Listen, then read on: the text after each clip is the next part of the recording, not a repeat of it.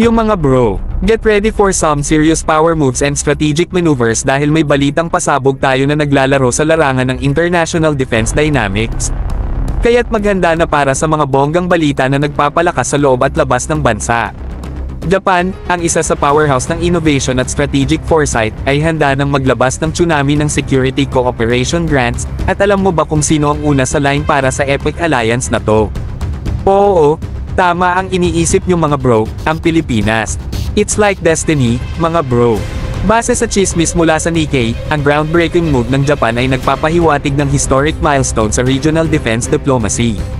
With the Philippines ready to receive a treasure trove of grants, mula sa funding hanggang sa high-tech equipment, kitang-kita na ang bagong simula ng alliances.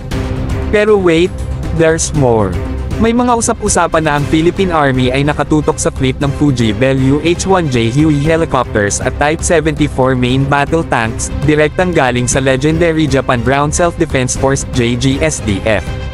Ang solid diba? Kaya't heto ang eksena, kapag binigyan ng go signal ng Japanese Parliament ang budget, hala, abangan na natin ang roller coaster ride ng negotiations at strategic planning na talagang magpapabongga sa atin. Kaya't maghanda na mga bro, dahil ang future ng regional security ay nabubuo na right before our very eyes. With Japan's visionary approach at ang Pilipinas, unwavering commitment sa pagprotekta sa ating bansa, we're witnessing the dawn of a new era in defense cooperation.